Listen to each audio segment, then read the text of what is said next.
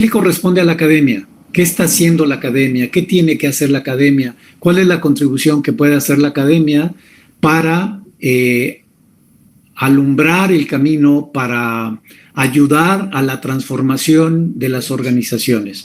Ese es como el objetivo central de nuestro panel. Y bueno, doy la bienvenida. Es un placer. Les decía que estoy como el niño recoge balones que se encuentra con sus ídolos ahí en la cancha y me siento afortunadísimo de estar aquí con ustedes. Les presento a Ana. Ana es profesora de la Universidad Politécnica de Madrid, de la Escuela Técnica Superior de Ingeniería Industrial.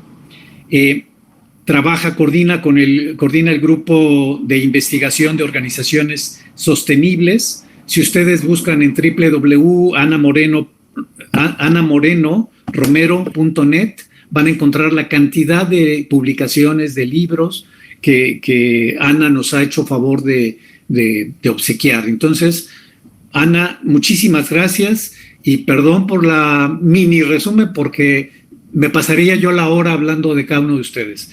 Leo Ravier es doctor en psicología por la Universidad Autónoma de Madrid y en economía por la Universidad Rey Juan Carlos. Ha escrito un libro maravilloso, Teoría General del Coaching, y un libro que es Self-Management, que es una maravillosa aportación para todas las personas que estamos en este mundo de la autogestión, tratar de entender por qué funcionan este tipo de organizaciones. Creo que Leo hace una aportación extraordinaria. Él es un gran defensor del coaching y está impulsando con muchos fundamentos esta idea del coaching no directivo. Entonces, creo que es un lujo tener a Leo con esta doble mirada, tanto desde el coaching no directivo como desde la autogestión.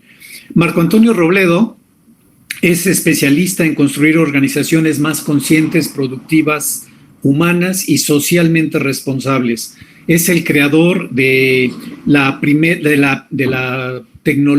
teoría integral de 3D, o sea, la dimensión en 3 dimensiones, y este enfoque integral de la dirección de empresas es extraordinario. O sea, es algo que no se pueden perder, o sea, es así como libro de cabecera, ¿no? O sea, en todos lados donde yo voy lo recomiendo ampliamente porque nos da un enfoque que es justo, creo, lo que necesitamos para lograr una comprensión holística de la empresa, ¿no? Esto transforma el liderazgo, transforma la gestión, etcétera. Entonces, es importantísimo el aporte de Marco Antonio Robledo, así que muchísimas gracias. Y Carlos Lagarcha Martínez es futurólogo que diseña invenciones sociales a través de la física cuántica y la inteligencia artificial. Carlos también tiene una serie de publicaciones, lo pueden encontrar, vean ustedes en las presentaciones que tiene en TED, en YouTube, van a ver el enfoque tan rico, tan valioso, tan humanista. Hace un aporte muy especial hacia la gerencia humanista. Entonces, creo que estamos frente a 4 precursores, diríamos, de esta nueva manera de entender las organizaciones. Hola, y aquí lo más importante es de que, pasando por aquí rápido, si ustedes se dan cuenta, están surgiendo publicaciones de muchos autores sobre el tema de las organizaciones horizontales, autogestionadas, etcétera. Sin embargo, pocos como ellos dan esta aproximación académica, este enfoque académico, con el rigor académico. Entonces, creo que cada uno desde su trinchera hace aportaciones muy valiosas. Por ejemplo, tengo la fortuna de conocer a Koldo, a Isaac Getz, a Dirk Kirkpatrick, a Matt Pérez. Están surgiendo cada vez muchos autores que van dando punto de vista. Pero ahora es muy importante, desde la práctica, es importante entender el punto de vista, esta intersección entre la práctica y la academia. De eso es lo que vamos a hablar ahora. Entonces, sin más, quiero dar la palabra a Ana. El formato que hemos elegido es muy sencillo, simplemente una ronda donde cada uno de ellos nos dé su punto de vista sobre este tema, unos 4 o 5 minutos por persona. Después de estos 20 minutos, abrimos la conversación de una manera fluida, informal, para que vayamos conversando juntos sobre lo que vaya saliendo de cada una de las intervenciones. Para el público que nos escucha, que nos ve, les pido por favor que vayan dejando sus reflexiones, sus preguntas en el chat para que podamos, al final de la sesión, poder incorporarlas. Muchísimas gracias y Ana, pues por favor, muchas gracias por tu presencia y adelante, por favor. Muchas gracias. Lo primero por la cariñosa presentación. Siempre es una alegría coincidir contigo, Marcial. Y también gracias a la organización y a Alan por sugerir que construyamos en este panel puentes entre la academia y la práctica. Creo que, por lo menos para mí como académica, es una oportunidad de aprender y también de contar la intención desde la que hacemos nuestra investigación.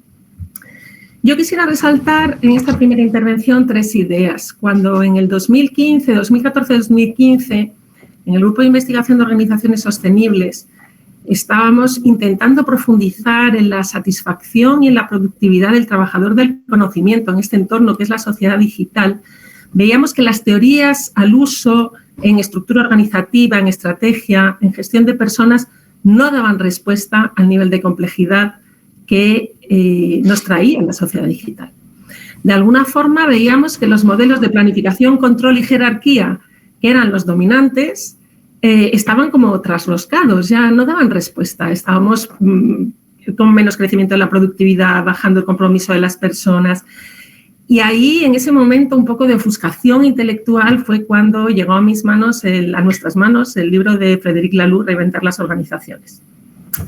Creo que una de las cosas más interesantes que ha traído la investigación a partir de la teoría evolutiva es que nos ha reconstruido en el ámbito académico una teoría explicativa de lo que está pasando. Cuando tú dices, que no consigues resolver tus problemas desde un nivel de empresa orientado al logro, tienes que hacerte más ágil, más humanista, ya no son solo destellos aquí y allá, sino que es parte de una teoría evolutiva que todos los que somos admiradores de Ken Wilber pues nos ha amueblado la cabeza desde hace mucho tiempo. Entonces, esa es una primera aportación que yo creo que desde lo académico estamos haciendo, y es que estamos construyendo un relato que intenta y ayuda a explicar qué nos está ocurriendo, por qué los modelos tradicionales jerárquicos no están funcionando, por qué los mecanismos de planificación estratégica no están funcionando como pensamos que deberían funcionar. La segunda cosa que nosotros hacemos en realidad todo el rato son investigación de casos, porque esto es intelectualmente incontestable por casi todo el mundo. Lo que pasa es que todavía es muy escaso, no es el modelo dominante, en realidad seguimos en el modelo dominante jerárquico y de planificación.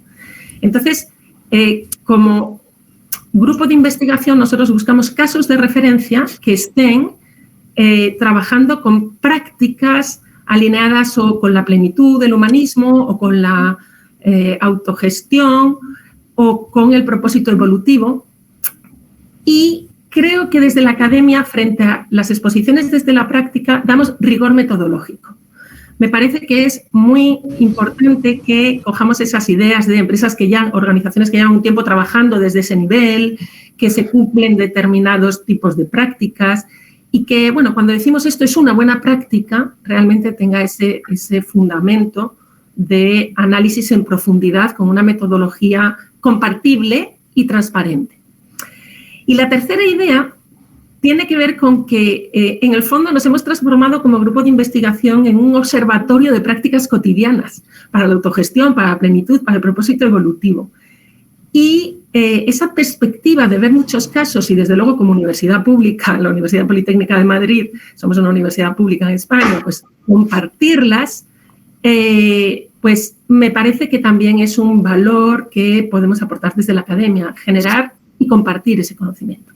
Nosotros con esa caja de herramientas, además, estamos explorando cosas muy interesantes, porque no solo es que dices, hay un caso que es InfoJobs o que es Lancor en KVK o que es el Conservatorio de Barcelona, que están haciendo estas prácticas tan inspiradoras. Es que esa caja de herramientas la sacan empresas que están en el modelo tradicional para resolver sus problemas a día de hoy. Y a la vez que resuelven esos problemas a día de hoy, les ayudan a evolucionar hacia modelos más ágiles y humanistas, a modelos TIL, que es el marco conceptual que a nosotros más nos inspira. Lo dejo aquí y seguiremos con el debate después.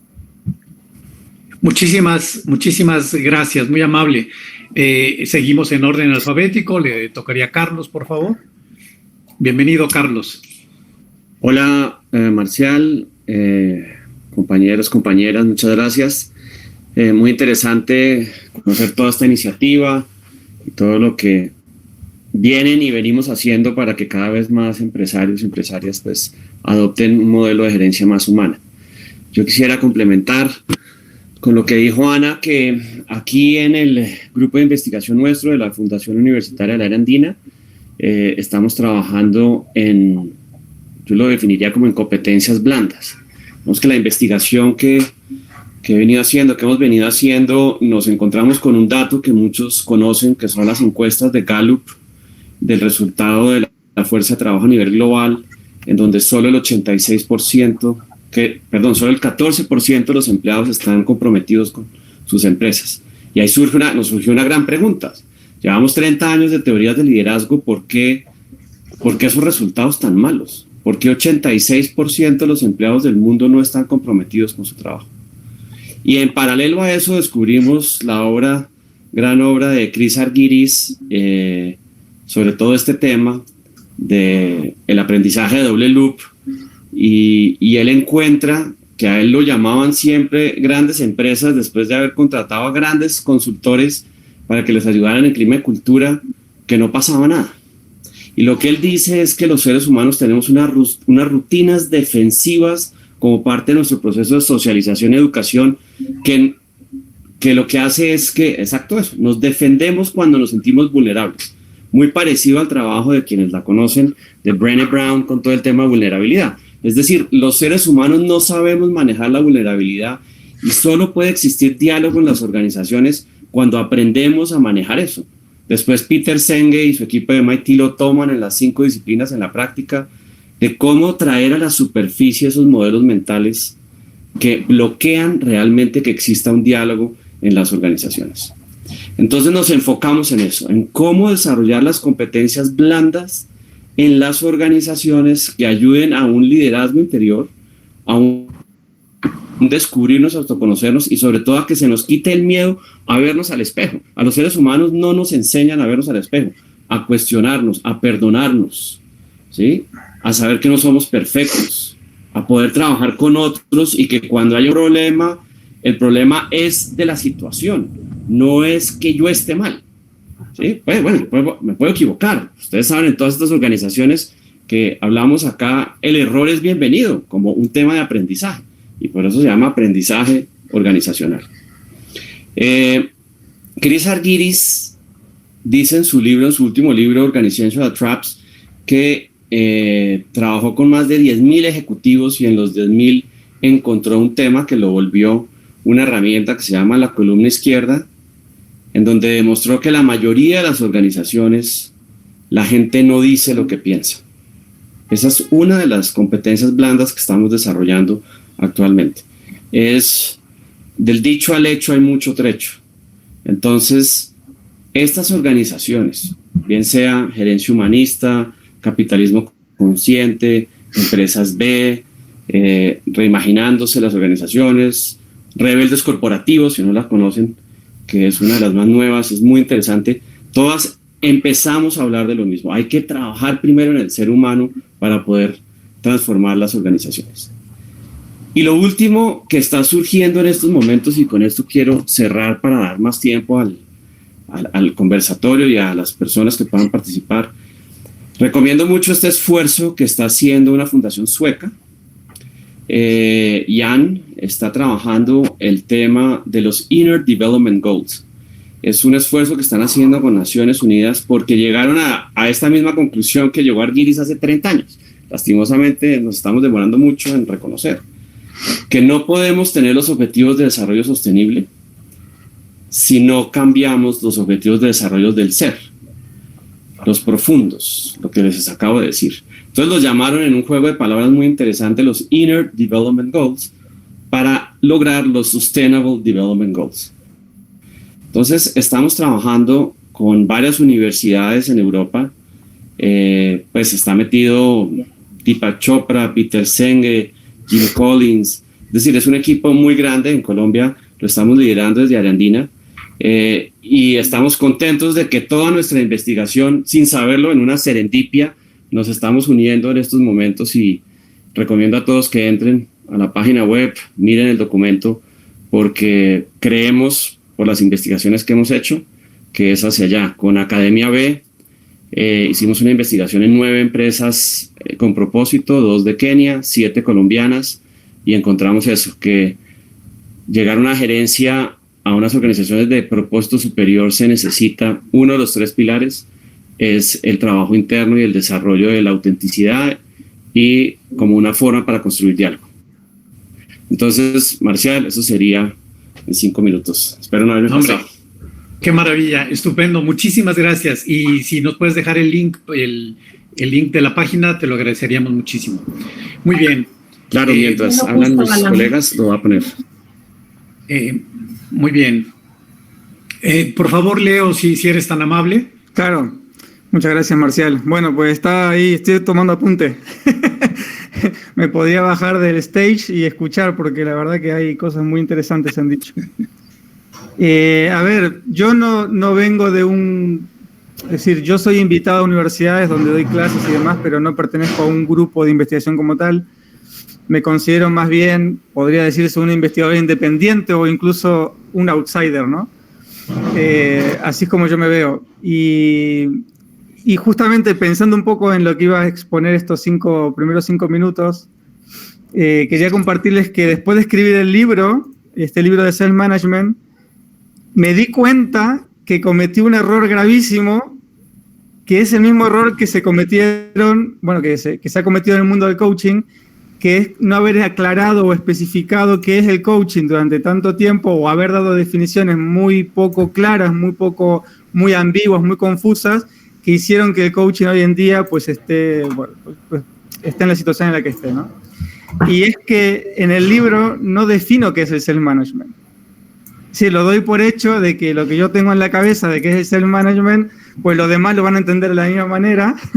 Y entonces, a posteriori, después de sacar el Leo Ipsos Center, que es un centro donde promovemos el self-management y demás, pues hice una articulación de la definición de self-management que quiero compartir con ustedes.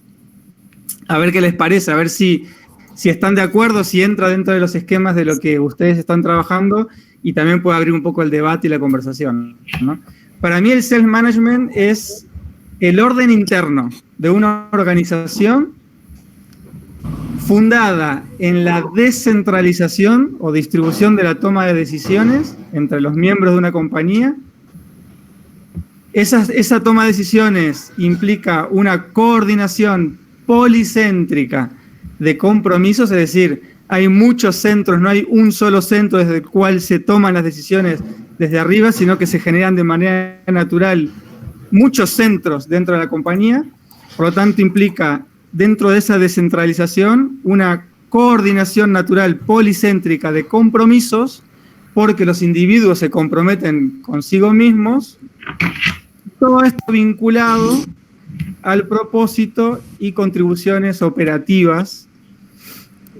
O sea, cuando hablo de propósito y contribuciones operativas es porque le quiero dar un punto muy práctico al hecho de la definición de ese propósito, es decir, que no se entienda como una misión simplemente bonita y demás que sabemos que no funcionan, ¿no? Sino darle ese sentido de un propósito, de una razón de ser operativa a lo que lleva la compañía, y todo esto con el fin de cumplir con con la razón de ser de la organización. Esa sería un poco mi definición de self-management.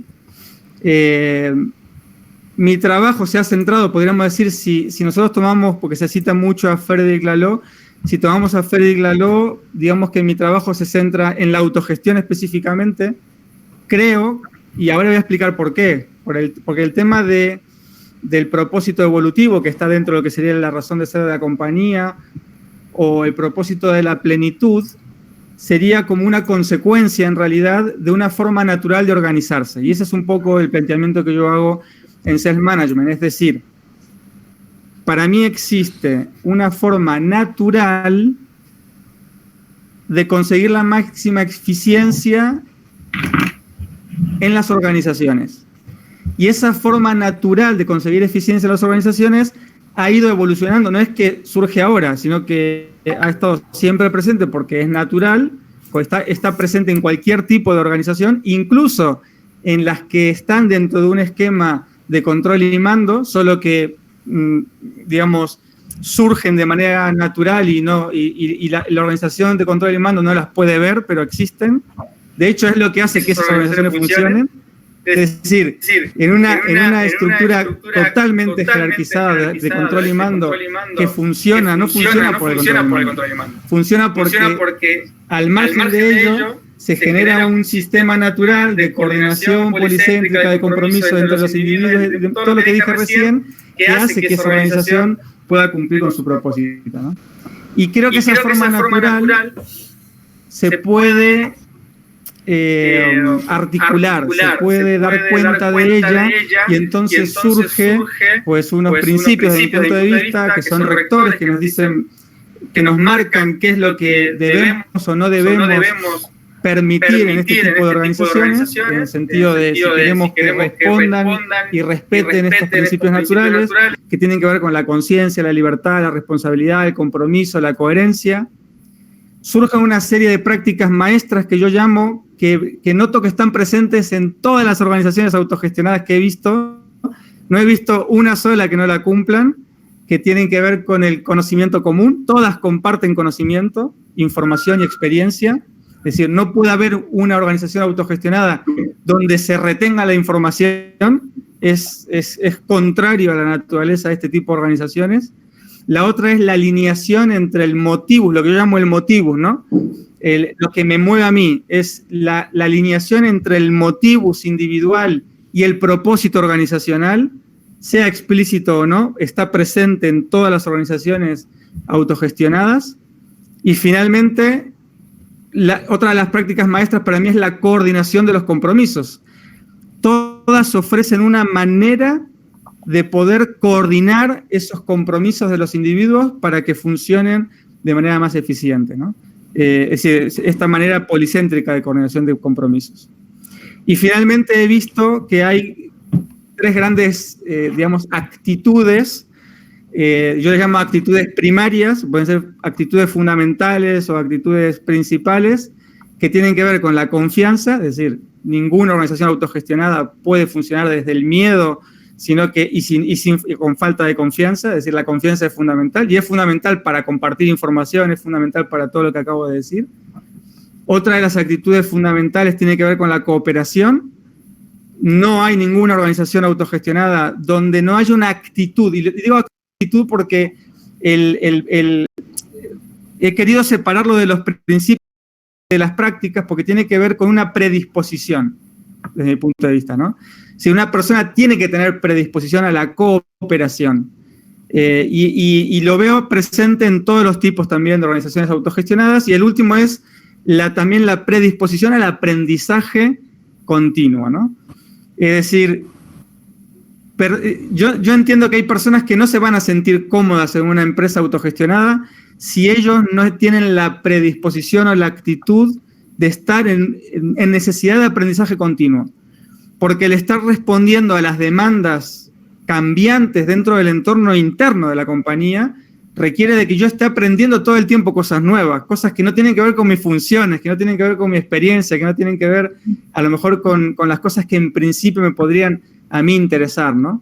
Entonces, bueno, mi punto es, en estos 5 minutos, dejar en claro esto, cuál es la definición entonces de self-management, plantear que para mí existe una forma natural y que esa forma natural está emergiendo, o sea, ha ido emergiendo desde los años 70 ahora en diferentes partes del mundo y que está teniendo una forma, y creo que la academia puede articularla, puede dar cuenta de esta forma que está emergiendo para poder usarla, para poder hacerlo más eficiente, para poder asirnos con ella y poder incluso, digamos, acelerar este proceso que estamos viviendo actualmente. Bueno, ese es mi punto, Marcial. Te agradezco muchísimo, muchísimo. Ya hay muchísimas cosas que son, híjole, muy importantes de aclarar, de puntualizar. Esto, por ejemplo, que mencionas se trata de una forma de organizarse que da como un resultante la plenitud, ¿no? La felicidad, etcétera. Es decir, en el mundo actual hay una gran búsqueda de la felicidad de las personas en las organizaciones, etcétera. Sin embargo, este abordaje que tú presentas me parece que es muy, muy, muy valioso porque finalmente permite esta coherencia entre eficiencia y humanidad, ¿no? Bueno, lo vamos a discutir. Por favor, Marco Antonio, adelante. Sí, buenas tardes desde España y un placer estar con todos vosotros y vosotras. Yo llevo cerca de, creo que más de 20 años tratando de aportar mi granito de arena a la transformación de las organizaciones y de hackear un poco el sistema tanto organizacional como universitario. Entonces, mi viaje empieza... Yo siempre he estado, desde el punto de vista de investigación, muy interesado en analizar los modelos de gestión más innovadores. Entonces, mi periplo investigador empieza especializándome en temas de gestión de la calidad. En aquella época, cuando yo hago mi tesis doctoral, ya por los finales de los años 90, en 1998, pues digamos que lo que era la vanguardia de los modelos organizativos era la gestión de la calidad total. Y la gestión de la calidad total ya empieza a introducir, pues, o entronca directamente con lo que eran prácticas más humanistas de gestión, de empoderar a los empleados, de también invertir la pirámide empresarial para conseguir una mayor eficiencia y una mayor satisfacción de los clientes. Pero digamos que el paso definitivo hacia el estudio de organizaciones más innovadoras, más de vanguardia, yo lo doy como resultado de mi insatisfacción con el modelo tradicional de gestión, que no coincide con mis valores. Entonces, yo tenía ahí siempre un conflicto interno de estar yendo un poco en contra de mis propios valores a la hora de contar determinados principios básicos de lo que es el modelo imperante y dominante de dirección de empresas. Y a raíz de ahí, pues, poco a poco voy cada vez más investigando organizaciones que hacen las cosas de una manera distinta y que están buscando, en definitiva, un enfoque más humanista, una visión más consciente de la práctica empresarial y una mayor responsabilidad social, en definitiva. Y voy descubriendo determinadas organizaciones que me van, digamos, revelando que otra forma de dirigir empresas es posible. Probablemente la primera que descubro es Senco, la empresa de Ricardo Sendler, a través de la lectura del libro de Radical. Y luego, a partir de ahí, voy descubriendo Gore y voy descubriendo otras empresas que, repito, me hacen ver que otro modelo de gestión al tradicional es posible. Y luego, bueno, yo me defino como integralista. Yo siempre he sido muy inquieto, muy abierto a otros campos y siempre he sido un gran lector de filosofía y de psicología, etcétera, etcétera. Y entonces, pues allá por el año, más o menos en esa época, por el año 2000, descubro a Ken Wilber. Y Ken Wilber, digamos que es el que me da la clave para digamos que estructurar esas inquietudes que a mí me movían en un marco, digamos, que tiene sentido para mí y que es integral, ¿no? Entonces, empiezo a trabajar en la aplicación de la teoría integral de Ken Wilber al mundo de la administración de empresas, y en el 2004 eso resulta en un libro que fue, yo creo, bastante pionero, que es mi libro de dirección tridimensional de 3D, un enfoque integral de la dirección de empresas, que es la aplicación pionera en el mundo de la teoría integral de Ken Wilber al ámbito del management o de la dirección de empresas. Y yo en aquella época he de confesar que yo me siento como un Quijote, ¿no? Que está yendo contra el modelo convencional e imperante de dirección de empresas, y lo veía como algo imposible, ¿no? El derrotar o el poder vencer a ese modelo tradicional, ¿no? Entonces, sin embargo, yo sigo trabajando en estos temas y veo que van saliendo nuevas teorías cada vez, y como el capitalismo consciente, como las organizaciones liberadas. Luego descubro el libro de Laloux, que parte de un poco de mi misma premisa de aplicar una parte, en este caso no la teoría integral en su globalidad como hago yo, sino una parte de la teoría integral, que es la teoría evolutiva, el modelo de dinámica espiral, a lo que es la evolución de las organizaciones. Y descubro la holocracia y la sociocracia 3.0 y las B Corps, etcétera, etcétera. Y entonces, bueno, sobre todo, con toda esa gran eclosión de nuevas teorías y y sobre todo de empresas que están siguiendo estas teorías o que están creando sus propios modelos, me doy cuenta de que lo que para mí creí que iba a ser, para 4 iluminados, algo muy marginal, pues realmente puede ser el modelo digamos, dominante en el futuro, ¿no? A raíz de que la conciencia de las personas y de la sociedad pues vaya evolucionando progresivamente, tal y como demuestra la psicología del desarrollo, psicología evolutiva. Entonces, bueno, yo llevo ya muchísimos años tratando de teorizar sobre estos temas, a través de mi teoría de 3D Management o de 3D, tratando de investigar a nivel académico y tratando de impregnar este discurso entre mis alumnos, de mi alumnado y dentro de la academia, ¿no? Porque esto sigue siendo, sí, en el mundo empresarial es algo marginal, en el mundo académico yo diría que es tan o más marginal. Y bueno, el año pasado escribí un nuevo libro, en este caso en inglés, que se llama 3D Management, an Integral Theory for Organizations in the Vanguard of Evolution.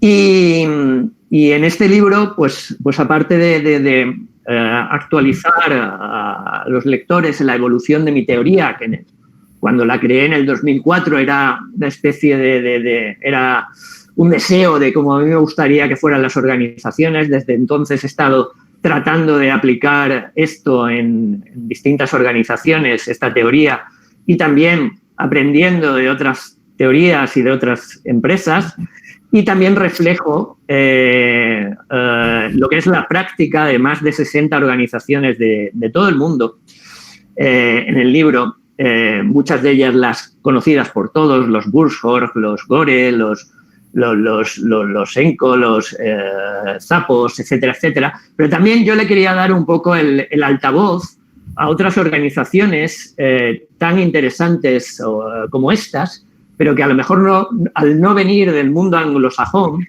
pues a lo mejor tienen un menor calado, ¿no? Y entonces, pues, hablo de, como decía antes, mencionaba antes Ana, KVK o NERD Group, que para mí es uno de los ejemplos de organizaciones TIEL más importantes a nivel internacional, y de muchas otras organizaciones del ámbito latino y de otros países, digamos, que tienen una menor trascendencia porque no vienen del mundo anglosajón, que es el dominante en estos temas, ¿no?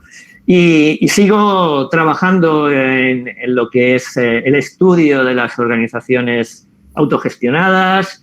Ahora estoy trabajando, por ejemplo, en un artículo sobre holacracia, etcétera, etcétera, ¿no? Entonces, bueno, creo que nos queda mucho camino por recorrer, pero bueno, poco a poco vamos avanzando. Muchísimas gracias, Marco. Muchísimas gracias. Muy bien. Bueno, ya está como un primer mensaje de cada uno de ustedes y la idea es que los siguientes minutos los dediquemos a una ronda de hablar todos, ¿no? De conversar sobre lo que se ha dicho, de las inquietudes, de las cosas que han ustedes encontrado en los posicionamientos de cada uno de los otros. La pregunta fundamental es esta, ¿cuál es el papel de la academia? ¿No?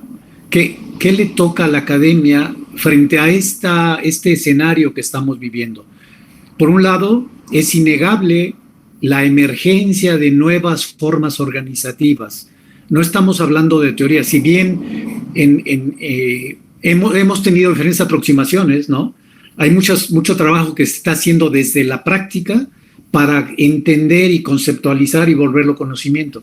Pero también es cierto que desde la teoría, creo que Marco es un gran referente en este sentido, desde la teoría avanzar hacia la práctica. Entonces, no podemos negar organizaciones que están emergiendo y bueno, en todo el mundo.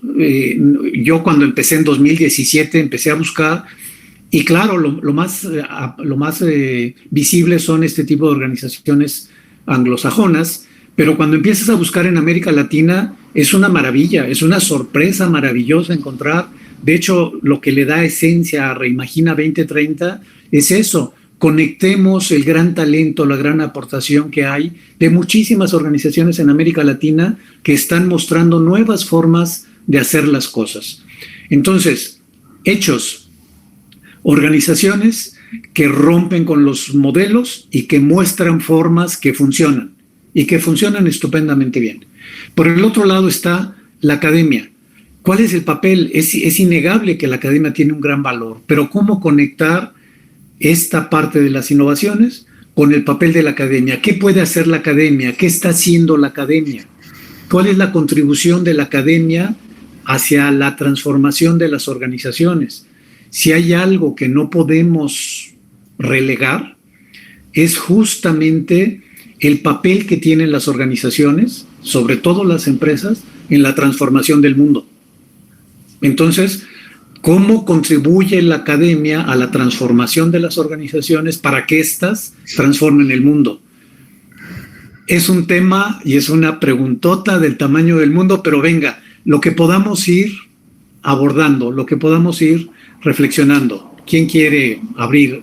No les doy la palabra, tómenla arbitrariamente. Hola, la tomo. Venga. Bueno, yo creo que es un poco seguir en lo que estábamos.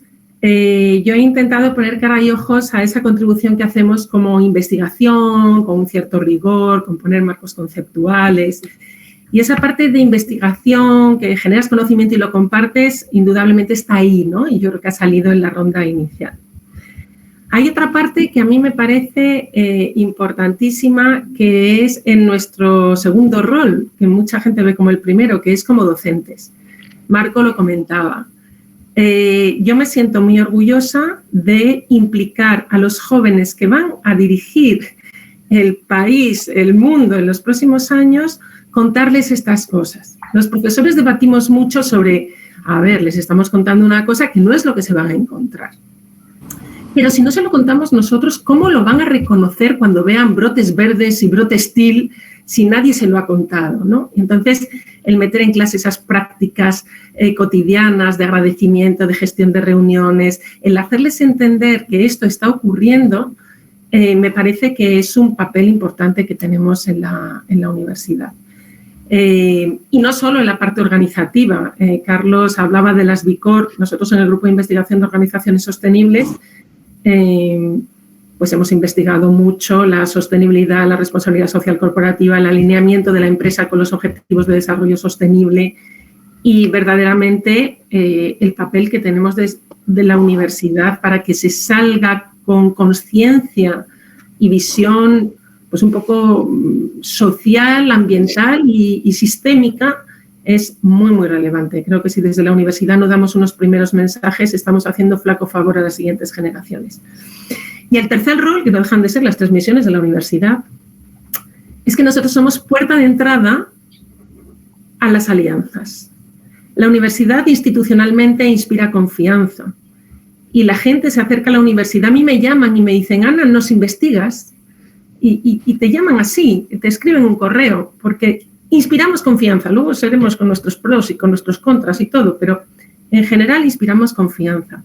Me encanta que haya salido la iniciativa Dinner Development Goals, que yo también sigo y he participado. Seguro que hemos coincidido, Carlos, y no éramos ni conscientes. Y yo te digo una cosa, me encanta esa fundación y me encanta 29k.org, pero si yo me sumé sin dudarlo es porque estaba la Escuela de Gestión de Estocolmo, estaba una universidad. Y yo dije, si es una universidad, seguro que estamos hablando un lenguaje que conecto con facilidad y que suma, ¿no? Te da confianza. Entonces, investigamos, enseñamos los conceptos emergentes a las generaciones que van a liderar en el futuro y somos una puerta abierta para sumar entre actores. Nosotros en el día estamos en proyectos. Sí, ya yo terminé. No, es que iba a decir un tema que lo que dijiste tú, Ana, es el tema de como docentes, ¿sí? Cuando uno está en el rol de docente, no sé, de alguna forma de pronto les ha pasado los estudiantes de administración de empresas me dicen, ¿yo por qué no sabía esto? Total. O sea, llevo 7 semestres, además algunos muy, muy bravos y bravas. Entonces, el punto es, no, esto no es tanto que no supiera, toda la teoría de administración de empresas sigue siendo válida, es cómo la apliquemos. Es decir, marketing, hay todo un debate sobre eso. Pero coger a los estudiantes para eso que dijiste, para reconocer, pero sobre todo les digo, ustedes son los agentes de cambio. Ustedes tienen que salir a las empresas a decir, oiga, hay otra forma de manejar, hagamos pequeños pilotos. Entonces, obviamente no es tan fácil, ¿sí? Porque, como lo dice Leleu, si no hay una decisión de arriba, es más difícil, pero no imposible. Pero yo creo que un rol importante de la universidad es transformar esas mentes para que lleguen y sean agentes de cambio y hay una revolución. Y ahora la generación Z está feliz oyendo estas ideas. Y las empresas no saben cómo manejar los centennials porque son mucho más irreverentes. Entonces, si nosotros les metemos bastante de esto, pues creo que vamos a ayudar a la transformación. Porque en el tema de los empresarios, o sea, ustedes, hay una resistencia muy grande a cambiar. Porque como lo decía Leonardo, pues el tema de transparencia no va con el modelo mental de los grandes ejecutivos. Entonces ahí nos toca tener paciencia y con casos, con libros, pero creo que los estudiantes es una punta de lanza muy buena para hacer estas cosas. No puedo estar más de acuerdo. Y me encanta que estés en Inner Development Goals. No puedo estar más de acuerdo con lo que decís, tanto Ana como Carlos. Y la universidad, dentro de esas 3 grandes funciones que juega la docente, la investigadora y la de difusión del conocimiento, yo quiero hacer hincapié en 2 aspectos. Dentro del aspecto de docente y de difusión del conocimiento, yo creo que es fundamental que los que somos docentes seamos no solo transmisores del conocimiento, sino también que seamos transmisores de valores, que contribuyamos a la evolución de la conciencia de las personas y que les hagamos ver cuáles son las prácticas más innovadoras, cuáles son las prácticas que se están saliendo de la norma y que están contribuyendo a cambiar el modelo imperante de administración de empresas. En segundo lugar, la universidad, como ente investigador, pues evidentemente se ha arrogado un papel que yo creo que es absolutamente fundamental, que es ser una especie de auditor que evalúa lo que es serio y riguroso y lo que no. eso en parte está muy bien, es maravilloso y luego tiene unos problemas que luego, si acaso, discutimos, ¿no? Pero ahora me voy a centrar en lo absolutamente imprescindible de ese rol, porque seamos realistas. La práctica de la gestión es en su mayoría no científica. Y si hablamos en temas de self-management y tal, eso viene en un amplísimo porcentaje de casos del convencimiento de un emprendedor, de un líder, de que ese es el camino a seguir, pero lo ha hecho de una manera muy intuitiva. Entonces, ahora nos corresponde a nosotros el ver si eso pues está funcionando o no está funcionando en todos los ámbitos. No estoy hablando solamente de si está funcionando en cuanto a la rentabilidad de la empresa, sino si está creando valor en todos los ámbitos de creación de valor. Valor económico, valor social, valor humano, etcétera, etcétera, ¿no? Entonces, en la universidad tenemos la herramienta, que es el método científico, para separar la paja del grano. Porque en la gestión hay muchas modas, ¿no? Y los empresarios se basan más en las modas que en evidencias científicas. Pensad en cuántas prácticas, cuántas teorías y cuántas tecnologías se ponen de moda sin una pizca de evidencia de su valor. Entonces, nosotros podemos aportar el método científico para determinar si ese nuevo modelo que está tratando de vender un consultor es solo humo o hay algo serio y consistente detrás. En ese sentido, yo creo que los académicos tenemos algo muy importante que decir. Y ahí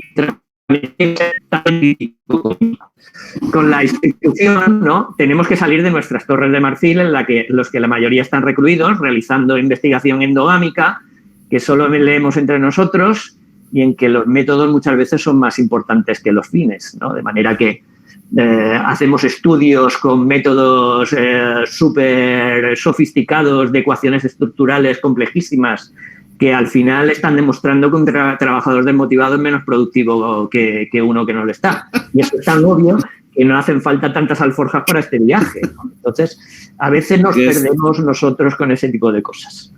Totalmente de acuerdo. Yo apunto, seguro que Eva lo va a seguir con el hilo, pero yo apunto para que no sea Marco el único que pone la nota negativa. Creo que el método científico está muy bien adaptado a la biología molecular, pero no a la organización, ¿no? Entonces, realmente nosotros tenemos líneas de hiperespecialización que en la práctica no se pueden separar. Entonces, me acuerdo de una conferencia de La Cortina que dio nuestra universidad que decía: el mundo tiene problemas y las universidades tenemos departamentos, ¿no? Bueno, pues ese reto lo tenemos. A ver, sí. A mí me generan tengo un montón de pensamientos para compartir, o sea, un montón de cosas, tengo un montón de ganas de conversar, ¿no?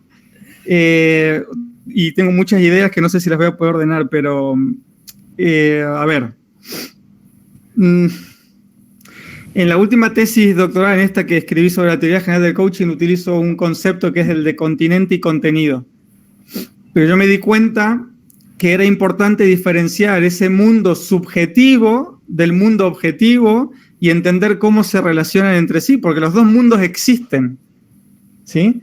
Y yo creo que aquí, cuando hablamos de la parte académica del management y hablamos de la empresarialidad o del mundo empresarial, el problema es que tenemos dos grandes egos que a lo mejor uno no ven el aporte que hace el otro, y entonces, como dice Marco, yo estoy muy de acuerdo con todo lo que dijo Marco, el académico pues se queda leyendo sus propios papers y está muy contento de haberse conocido a sí mismo por ver un montón de cosas que otros no ven, ni siquiera lo que están haciendo, pero a la vez el ego del empresario que dice: ¿pero qué me va a venir a contar este hombre si es que esto lo he hecho yo? ¿Sabes? Y estos modelos han salido de la práctica. Entonces hay que reconectar ese mundo teórico práctico que en realidad no se puede vivir, no se puede ver de manera separada, ¿no? Y justamente por eso, porque en este caso, para mí, la empresarialidad, el ejercicio de la empresarialidad o la función empresarial es esencialmente engendrativa, creativa. Y ahí no hay, es intuitiva, se va cosechando a través de la prueba y el error, con la propia experiencia, no hay modelos anteriores a los cuales acudir. En ese sentido, el empresario hace bien en asirse a que lo que a él le vaya funcionando, pues lo vaya probando y vaya viendo cómo sacarlo adelante, ¿no? Y por otro lado, el académico es capaz de ver desde otra perspectiva aquellas cosas que están funcionando en diferentes lugares, con diferentes empresas, y de ahí poder extraer lo que hablaban recién, y en ese sentido yo soy esencialista, yo me defino como una persona esencialista, es decir, yo creo que sí existe esencia en las cosas de la realidad y que si las descubrimos, las articulamos, las exponemos, las mostramos, los empresarios y los teóricos podemos ver por qué funciona aquello que intuitivamente un empresario pudo probar en la práctica, ¿no? Entonces, creo que en definitiva el aporte de la academia, o uno de los aportes, sería observar y describir o descubrir cuál es la esencia de aquello que está ocurriendo en esa compañía y en cualquier otra compañía, ¿sí?, que esté buscando eso mismo, es decir, no en un caso concreto, es decir, no quedarse solo con el caso. Seguramente a todos nosotros nos pasa, a mí mismo me pasa que me dicen, bueno, y a ver cómo hago esto, cómo lo hizo Bursog, o cómo lo propone Holacracy, o cómo lo hizo The Morningstar, o cómo lo hizo Semco. Sí, espera, pero es que ellos tienen una forma de hacer. Pero tú tienes que entender la esencia, qué es lo que hay en común en todos esos casos, para tú descubrir, respetando la esencia, reconociéndola, porque si no la respetas y no la reconoces, te vas a dar contra la pared, y ahí están los académicos para decirle, mira, esta es la esencia, ahora tú descubre tu manera de retribuir a la gente de manera autogestiva o de manera, este tipo de empresa estilo, no importa el nombre que le llamemos, o 3D, etcétera. Pero define tú la forma de hacerlo respetando estos principios, ¿no? Y ahí están esos principios, esa esencia, esa verdad que existe y que se puede extraer de esos casos y que se puede presentar como un concepto abstracto que forma parte de cualquier práctica, hace que tenga para mí tanto valor la academia. Y ahí quiero aclarar algo, y es,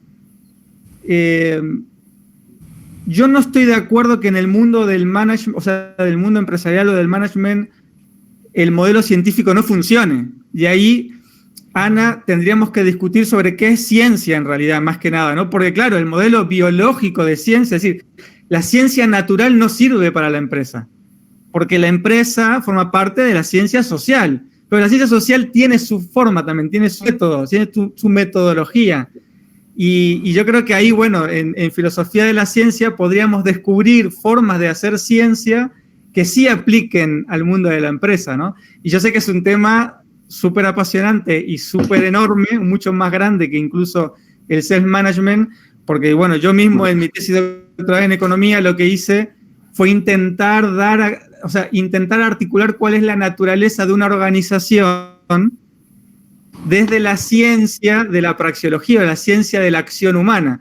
Entonces, tú imagínate, ahí ya hay todo un mundo, ¿no?, donde podemos discutir, hablar, conversar, y yo creo que esto es apasionante. Yo creo, estoy convencido, y por eso en mi libro escribí la primera parte de self-management, tratando de, esto que dije al principio, ¿no?, tratando de extraer los principios, las prácticas maestras y las actitudes primarias, porque entiendo que eso es esencial. A lo mejor a uno le puede parecer muy básico, pero mira, esto es esencial, y a partir de aquí te propongo una forma que es ese Canvas, ¿no?, el Self-Model Canvas, el Self-Management Model Canvas, que es una forma que te guíe a ti para tú generar tu propio modelo de Self-Management.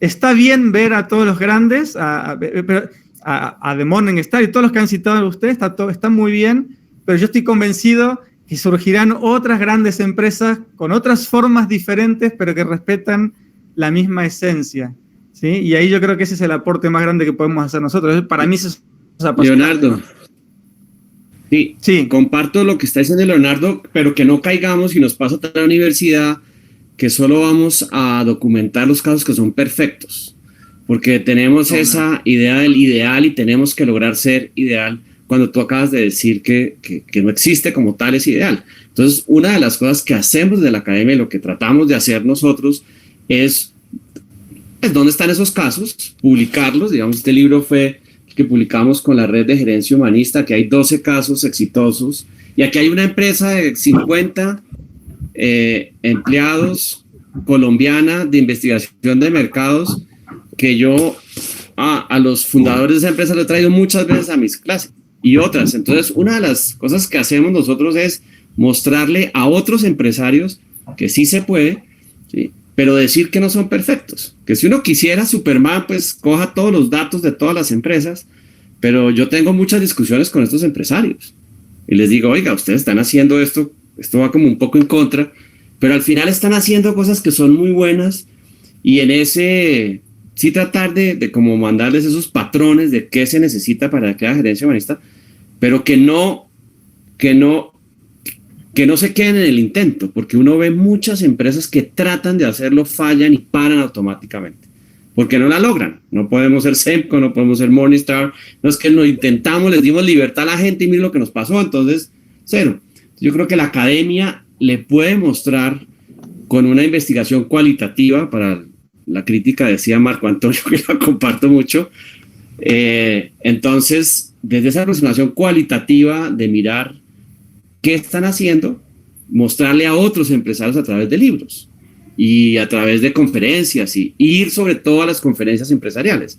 Porque a las académicas, te faltó decir eso, Marco, pues solo vamos los académicos, ¿sí? Entonces nos toca ir a las empresariales, nos toca luchar para que nos inviten, ¿sí? Y creo que ese es otro de la universidad, de ir a esas conferencias, no para decir, usted lo está haciendo mal, sino mire que aquí hay una opción para hacerlo mejor. Y está pasando lentamente, vemos que está pasando, pero pues creo que nosotros tenemos que como universidad una responsabilidad de pichar el acelerador con las empresas, porque ya la casuística, los casos, los datos están ahí, pero tenemos que cambiar el modelo mental y eso toca con paciencia.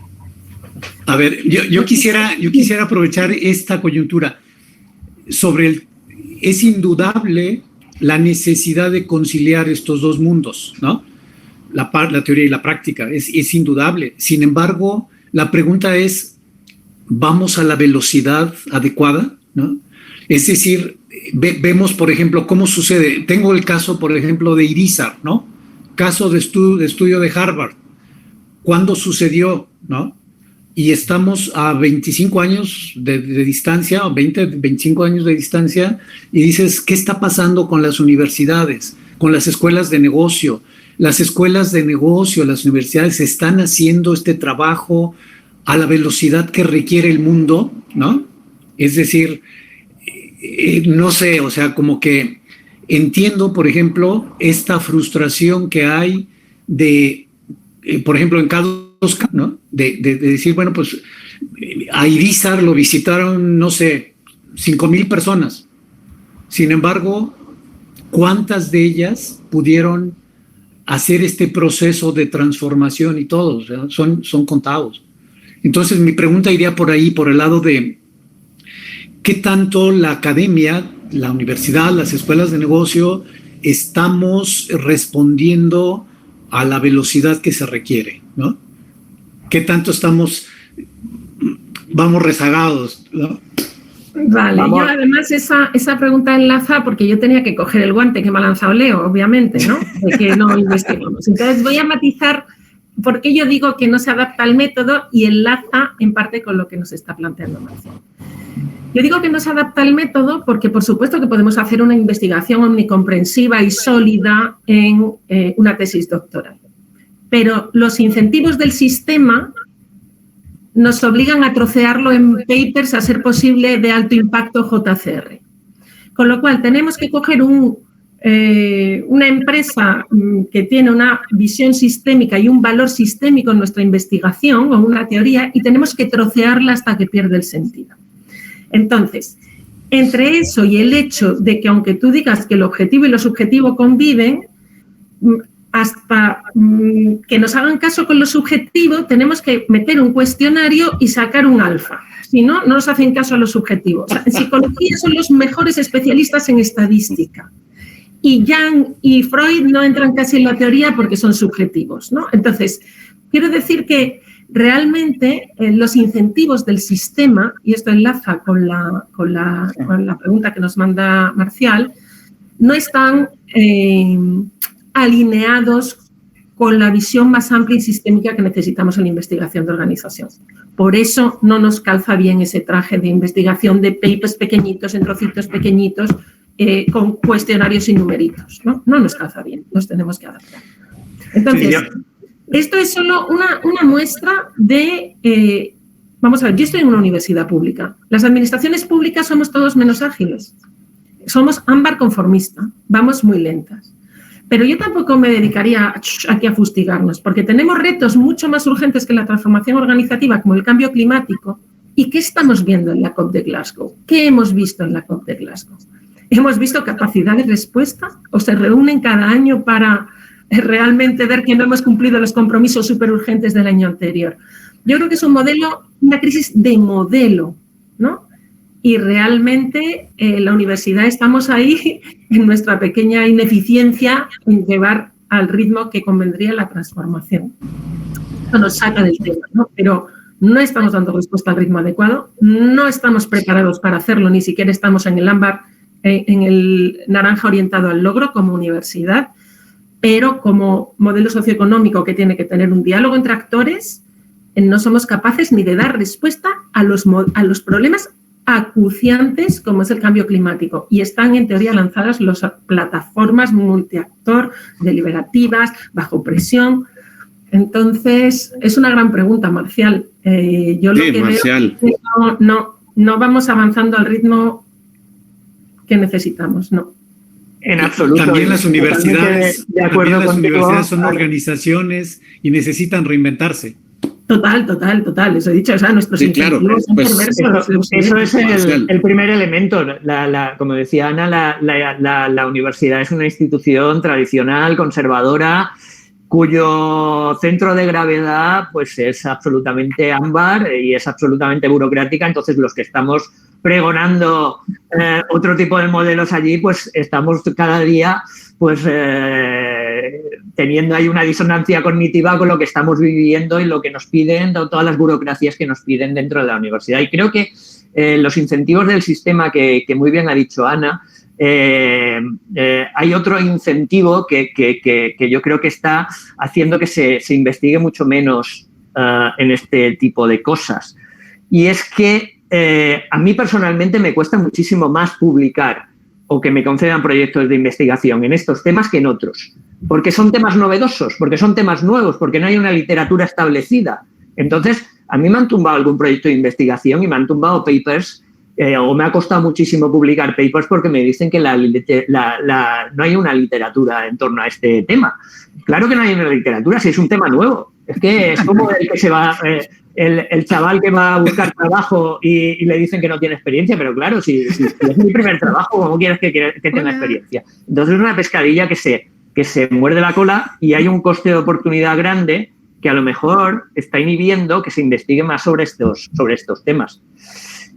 Luego también, el otro tema que yo quería comentar a raíz de lo que decía Ana, que también me parece muy, muy importante y que yo me he visto, he captado lo que quería decir. Decías tú, Ana, comparabas que a lo mejor el método científico tradicional sirve muy bien para la biología, pero en nosotros, en el caso de la empresa, pues tenemos que utilizar otro tipo de investigación, y estoy totalmente de acuerdo, porque lo que nosotros tenemos ahí, o se tiene dentro por lo menos en mi área, en el área de administración de empresas, como un complejo de inferioridad con respecto a las ciencias puras estas, y entonces siempre se está tratando de imitarlas, ¿no? Y hemos tratado de imitar ese modelo. Y entonces nosotros, o muchos, yo no me veo así, ¿no? Pero muchos de los del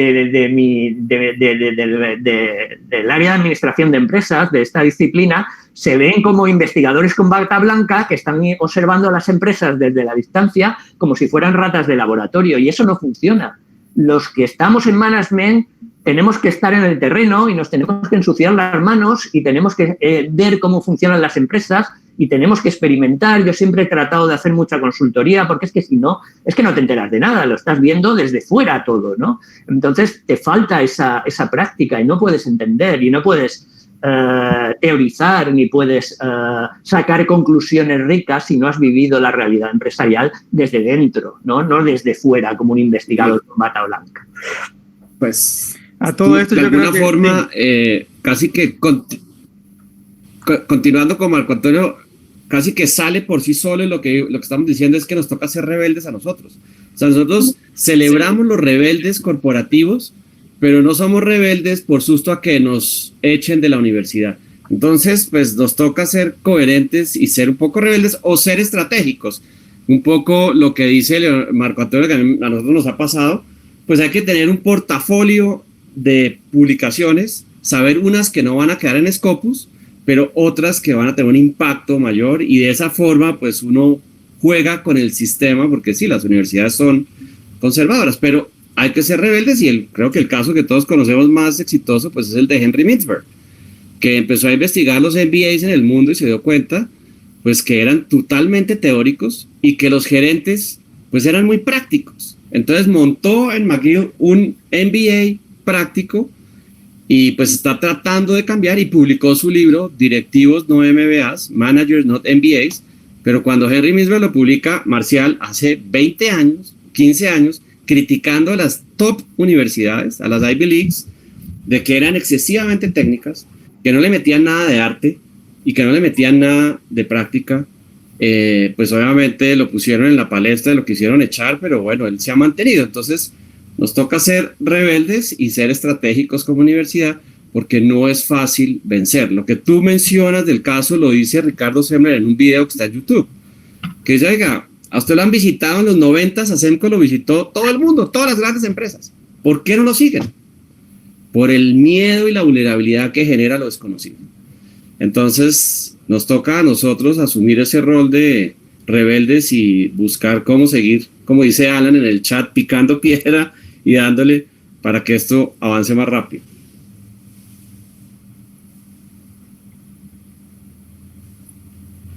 Se te fue el audio, Marcial. Marcial, ¿estás? ¿Sí vas a hablar, Leo? Bueno, sí, en realidad estoy de acuerdo con todo. Solo quería añadir que habéis hecho mucho hincapié en el problema de la academia en sí mismo. Eso es, hay que cambiar la universidad directamente. Bueno, de hecho, yo creo que tengo ventaja porque al ser una especie de outsider yo no sufro esas cuestiones, pero las veo cuando entro a la universidad y hablo con otros profesores que forman parte de la universidad. Pero bueno, lo que quería decir era... Los demás somos in-outsiders. In-outsiders. Intraempresarios. Que ese problema de la academia, pues lo tenemos en todas las disciplinas, pero aquí se añade otra cosa que nos hace ir siempre por detrás, y es que el ejercicio tácito, el ejercicio empresarial que ocurre en el campo de juego, en el terreno del mercado, donde trabaja el empresario, las empresas y demás, nosotros tenemos que detectar qué es lo que está ocurriendo en ellos. Entonces, claro, ellos siempre van a ir por delante en ese sentido. Es decir, nosotros podemos ver qué es lo que está ocurriendo y en el momento en el que detectamos que está empezando a ocurrir, por eso se tarda tantos años, ¿no? Recién se comentó, por ejemplo, de la empresa Gore. El fundador de Gore escribió un artículo que yo todavía no lo encontré, no sé si ustedes lo habéis encontrado, escrito en 1976, que se llama The Lattice Organization, que es donde él cuenta cómo es la filosofía que tiene su organización, de 1976, donde están todos los principios, los mismos principios que aparecen en todas las empresas autogestivas de hoy en día. Y tú fíjate, han pasado más de 30 años y es como que nos estamos enterando recién ahora, ¿no? En ese sentido siempre vamos a ir, creo yo, Marcial, por detrás. Ahora, si la academia fuera diferente, si no tuviéramos todos estos palos en la rueda, al intentar poder extraer de todo esto conceptos que nos ayuden a entender y a poder progresar y desarrollar, si no tuviéramos estos palos, pues a lo mejor sí que podríamos no solamente detectarlo, sino hacer ese aporte, ¿no? Y esto lo digo en términos generales, porque yo creo que todos nosotros, bueno, todos vosotros, en términos particulares, quizás no hay que ser tan pesimista. Sí, en términos particulares, el trabajo que estáis haciendo cada uno de vosotros, yo os estoy escuchando a muchos no los conozco en profundidad, pero os voy a conocer, o sea, os voy a leer y os voy a investigar en profundidad, pero cada uno del trabajo que ustedes están haciendo tiene su recompensa, tiene su mérito, tiene sus resultados, y yo creo que sí están aportando, y el hecho de que haya muchas personas que estén haciendo esto en diferentes lugares, al final de cuentas es lo que va a ser al día de mañana que pues, en las universidades se termina hablando realmente de esto, ¿no? Yo quisiera insistir un poco en algo que dijo Ana. La universidad es sinónimo de respaldo, es sinónimo de confianza, es una puerta de entrada para las alianzas. Y me llama la atención porque veo cómo es decir, por un lado está la práctica, pero por otro lado hay muchos esfuerzos de sistematización que están empezando a aparecer.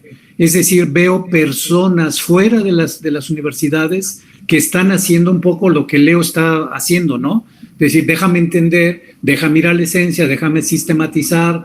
Ahora en el chat está Marian Sancal, que está haciendo un trabajo extraordinario en esta materia de decir, a ver, déjame poner por escrito y hacer un sistema para poder entender y explicar este camino, esta transición.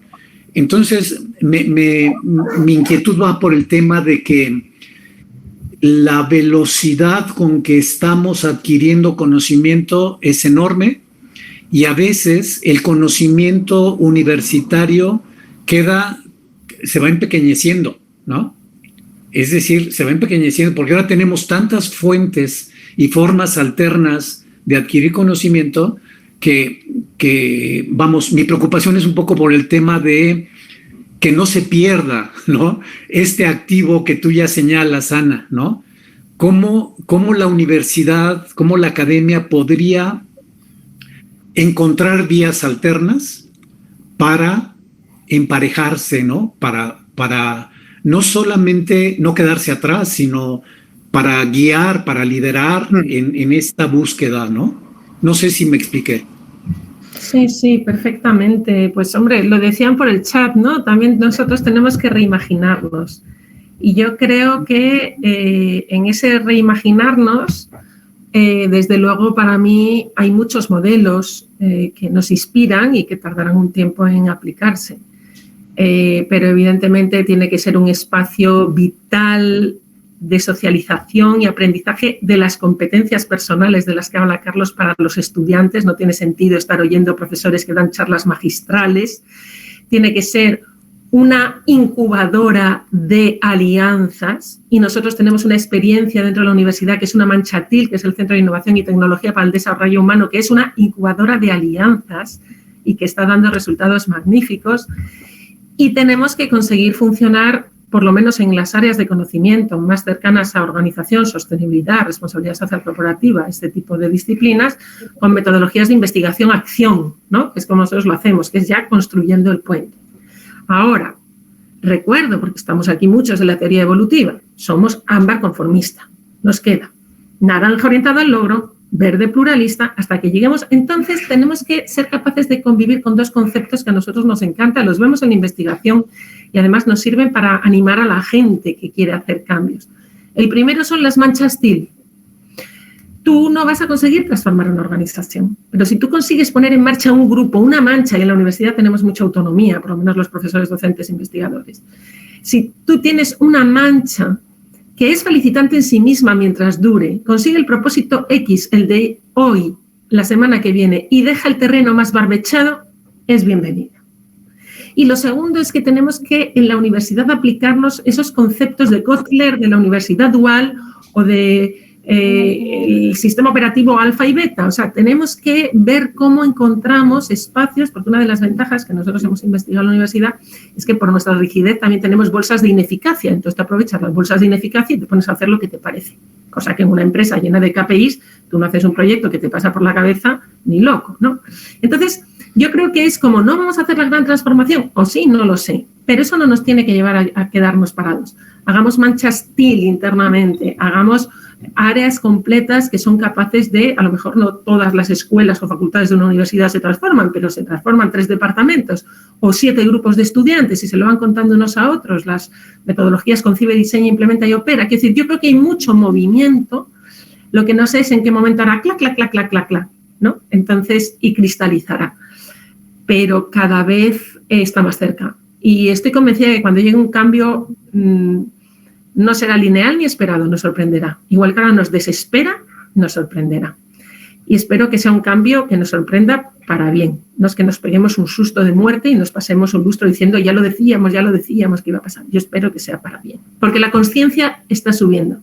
La conciencia en conjunto de la ciudadanía, de los estudiantes, del profesorado. Muy bien, muchísimas gracias.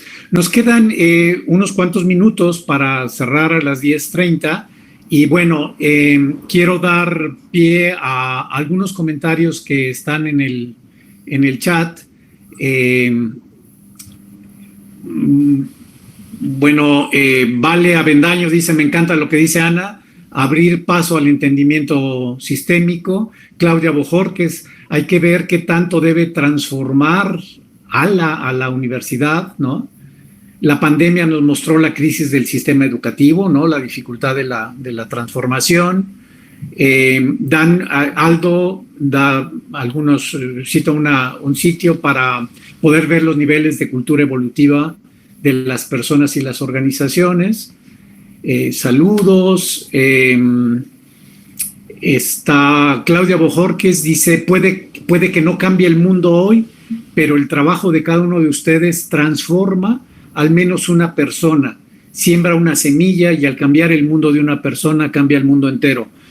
Subrayo aquí mucho lo que Carlos ya decía, ¿no? Esta parte de cómo tenemos que trabajar en los seres humanos de tal manera que esto nos permita pensar en los objetivos de desarrollo sustentable, ¿no? Todo va por el lado de la humanización, de volver al ser humano en las organizaciones y en la academia. Incubadora de alianzas, o sea, como que es una gran idea que subraya Geo Fernández. Ale Villagrán, gracias por ser rebeldes y compartir con las nuevas generaciones. Julio Matos, los modelos de organización emergentes es un producto nuevo que tendrá los early adopter, que lo tomarán primero. Se trata de un ciclo de vida. Rafa dice, a nivel de la organización es difícil con el marco normativo existente, si bien a nivel de centros, departamentos, grupos, aulas, creo que es posible, como lo plantea Ana. Muy bien. Bueno, me gustaría pues hacer una ronda como final para ver con qué se quedan, ¿no? ¿Qué se llevan ustedes como de las joyas de esta conversación? Y bueno, pues si les parece empezamos nuevamente con Ana. Bueno, pues yo lo que me quedo es que abrir un diálogo siempre te da ánimos y te da claridad de ideas y aprendes y generas inteligencia colectiva. Me quedo con que tú nos has llevado, Marcial, por que nos dejemos la piel en construir puentes con la empresa. Eso no está en los incentivos del sistema, pero efectivamente creo que tenemos que hacerlo y estamos en ello, ¿no? Y quizás lo que destacaría es que cada uno militemos y seamos rebeldes desde las pequeñas cosas, porque lo que sí tenemos en la academia es una libertad intelectual que puedes decir algunas cosas que si eres consultor, si eres político o si eres directivo no puedes decir, ¿no? Entonces, bueno, creo que esos ánimos para que seamos rebeldes con las reglas del juego intentando cambiarlas y sobre todo que cada pequeña cosa tiene sentido y desde luego para mí la cosa que cada día me da el sentido es la influencia de los estudiantes. Esto lo tengo claro. O sea, uno llega donde llega. Yo tengo 400, 500 estudiantes al año y eso es una semilla que dejes en su cabeza. Ellos ya sabrán qué hacer con ella, ¿no? Realmente Yo tengo una plena confianza en las personas y tengo una plena confianza en los jóvenes que oyen estas ideas innovadoras y las de sostenibilidad, que no hemos entrado mucho, pero que me parece que ahí tenemos un papel importantísimo. Maravilloso. Tener esta mentalidad de constructores de catedrales, ¿no? Uh-huh. Quizá no veamos el resultado de nuestros esfuerzos, pero no sabemos qué estamos sembrando y cómo se verán esos frutos. Y me quedo también con tu concepto de mancha steel, ¿no? Tenemos que trabajar en nuestro metro cuadrado. Muchas gracias. Y ser revolucionarios desde ahí. Muchas gracias. Venga, Carlos, por favor. Bueno, esperanza es lo que me queda, lo que me llevo. Me encanta saber que esto está pasando. Felicitaciones a Alan y a Marcial y a todo el equipo de unirnos, de saber que hay una conexión latinoamericana para mostrar esas pequeñas empresas que están haciendo milagros en contra de que todos les dicen que no sean locos o locas y lo están haciendo. Retos, porque pues siguen los retos, y esa analogía que acabas de decir de la catedral me parece muy buena, porque muchas veces he sufrido, porque siento eso, pero el estar acá hay una sensación de que no estamos solos, porque esa sensación de estar solos lo aterroriza a uno. Saber que uno ya no es el loco, la loca que está haciendo, sino que hay más gente que está diciendo, eso también me llena de esperanza, de ganas de seguir. Y simplemente retomo la última pregunta tuya. Yo creo que tenemos que trabajar desde las universidades a volver libre este conocimiento digital a través de los MOOCs, o MOOCs, como se diga, a que hagamos eso y esté ahí, o esté en edX o en Coursera, pero que sea gratuito, que sean cortos, y que así las áreas de recursos humanos puedan tener eso como una forma de capacitación gratuita. Creo que eso es una responsabilidad de las universidades, y nuevamente enhorabuena que esto esté ocurriendo, y muchísimas gracias por la invitación, y qué pena que llegué 1 o 2 minutos tarde hoy. No, muchísimas gracias, muy amable. Creo que esto que mencionan me parece muy valioso. Tenemos que ir avanzando hacia la democratización del conocimiento, ¿no? Tenemos que hacerlo muy accesible, muy disponible para todo el mundo. Muchísimas gracias. Leo, por favor. Bueno, yo me quedo con la sensación de que hay que seguir trabajando. Hay, por ejemplo, voy a poner un ejemplo de esto de la esencia, ¿no? Yo he descubierto que, por ejemplo, a nivel de ser humano, yo considero al ser humano un ser esencialmente engendrativo o esencialmente creativo. Y yo aprendí que un ser humano que no ejerce su capacidad creativa o engendrativa nunca va a ser feliz ni eficiente. Es un principio para mí, propio de la naturaleza humana, ¿no? Y lo mismo creo en las organizaciones. Las organizaciones tienen una esencia, y si no cumplen con esa esencia, nunca van a ser lo que pueden llegar a ser si la reconocen, la entienden, la adoptan y utilizan prácticas que los lleve a ese nivel, ¿no? Y en este sentido creo, Marcial, me quedo con la idea de que tenemos que seguir dándole vueltas, que tenemos que seguir engendrando, que seguramente una idea creativa puede romper todo un esquema, ¿sí? Es decir, Internet rompió un esquema, es decir, falta romper el esquema educativo. El sistema educativo en general ha ido evolucionando, tiene sus cositas, pero todavía no surgió esa idea que realmente lo rompa en 1000 pedazos y se vuelva a lo que realmente es importante para el aprendizaje, no tanto para la enseñanza como tal, ¿no? Darle vueltas. Yo me quedo con la idea de que tenemos que encontrar la vuelta, engendrar el modo en que esto llegue a la gente, a la mayor cantidad de gente posible y en el menor tiempo posible. Y estoy seguro, por la velocidad en la que estamos yendo y por este tipo de eventos que nos unen de repente a personas que no nos conocemos del todo, que nos hemos escuchado por ahí, pues que nos ayude a potenciar y hacerlo real, ¿no? Qué maravilla, muchísimas gracias. Yo creo que estamos viviendo tiempos sensacionales, estamos en los albores de algo totalmente nuevo. En este trabajo que hemos hecho en Reimagina, vamos conectando y es un gran gusto para mí ver cómo hay muchas escuelas que ya están pensando en esto, que ya están diciendo tenemos que reformular nuestra manera de entender la educación, y que están poniendo un gran énfasis en las competencias humanas. Ya no digo soft skills, ahora digo human skills, ¿no? Como ya desde hablar con directoras de colegios que dicen, ya estamos innovando en nuestro colegio.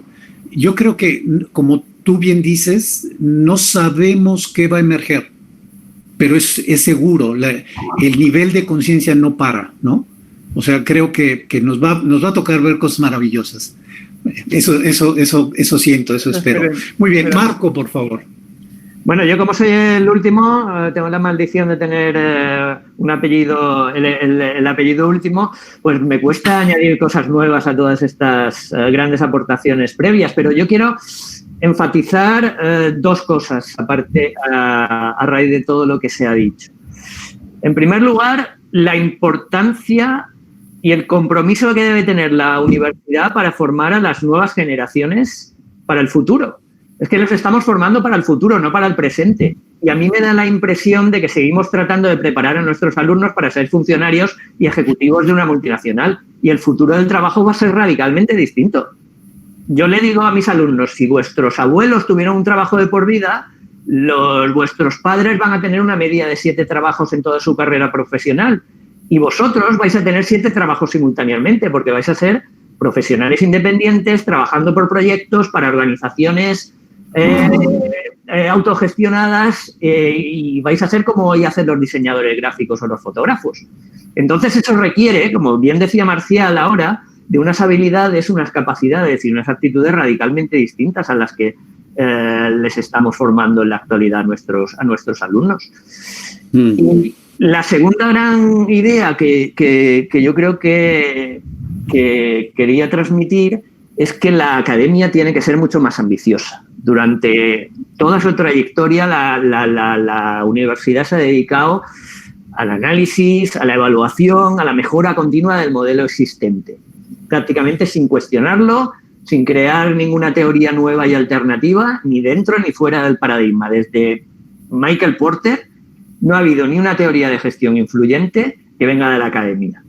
Y estoy hablando de los años 80, cuando hizo su aportación Michael Porter. Y esto para mí es una vergüenza, ¿no? Y además es que no necesitamos, lo que hoy necesitamos no es mejorar lo existente, sino reinventar las organizaciones. Por eso yo creé mi teoría de 3D. La de 3D es una teoría muy ambiciosa, es una teoría del todo que busca reinventar las organizaciones. No lo creé por ego, lo creé para cumplir con una misión que creo que se espera de nosotros, que es la de contribuir a la evolución positiva de la sociedad y de las instituciones.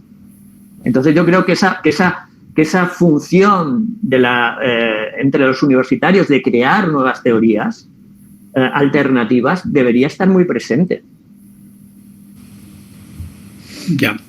Ya, perfecto. A ver, yo me quedo con un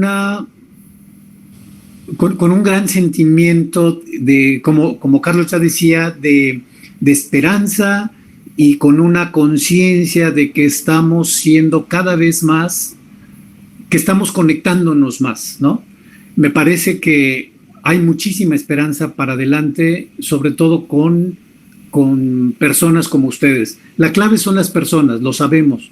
Y el hecho de que ustedes estén en estos lugares en los que están y de que sigan haciendo lo que ustedes están haciendo y que además lo hagamos conectados, me llena de muchísima ilusión, de muchísima esperanza.